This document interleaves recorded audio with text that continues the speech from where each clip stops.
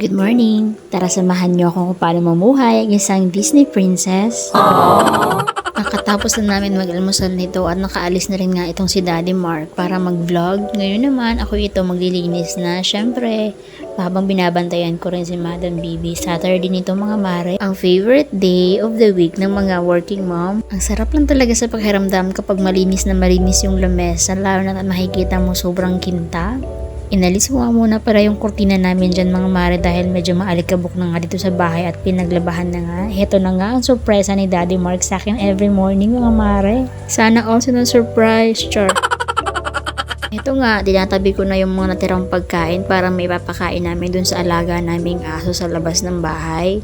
Ito na rin nga at magsisimula na ako maghugas. Wala na ang hila-hilamos mga mare, diretso trabaho na tayo. Medyo late na rin kasi kami nakapag-almusal niyan at bago ko mag-asikaso ng bahay, napaliguan ko na rin si Madam Bibi kaya naman belo na ako. Bago talaga ako maglinis ng bahay, sinisiguro ko munang lahat ng kailangan ni Madam Bibi sa vitamins at paliligo ay natapos na siya. Ako lang din ba yung mahilig masyadong mabula kapag naghuhugas ng plato mga mare? Kung tatanungin nyo rin ako kung maganda tong wallpaper para sa lababo mga mare, huwag nyo nang gayahin at huwag nyo na rin tularan. Mas maganda pa rin talaga yung tiles at mas malinis. Mabilis kasing magdumi itong mga wallpaper at mapunit. Isa pa, hindi mo rin siya pwede masyadong kiskisin dahil nga mapupunit siya. Minamanifest ko na lang din mga mare na soon mapapaayos ko rin tong lababo ko at soon mapapagawa ko rin yung bahay ko na ayon sa gusto ko. Pero for the meantime, hinay-hinay lang tayo dahil meron pa kaming pinagkakagastusan at yun nga yung mga pangangailangan ng anak namin. After ko nga maghugas, ilalagyan ko lang din ng Zonrox itong aking mga gilid-gilid at lalagyan ko na rin itong pampabango para naman malinis at ibababad ko lang din ng ilang minuto bago ko siya hugasan. May nakapagsabi rin sa akin na hindi raw maganda yung cabinet sa itaas ng lababo lalo na kung gawa sa kahoy kaya mas maganda raw na hindi gawa sa kahoy.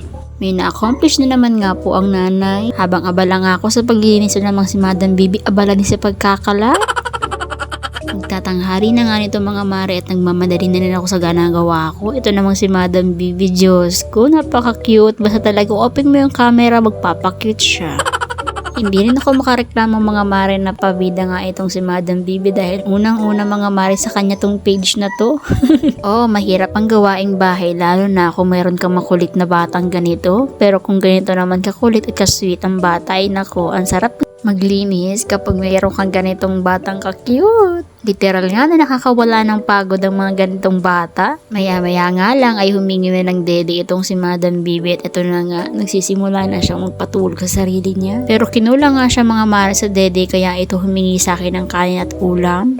Sinubuan ko na nga lang din mga mare para na mabilis siyang matapos. So yun lang guys, thank you for watching. See you again. Bye-bye!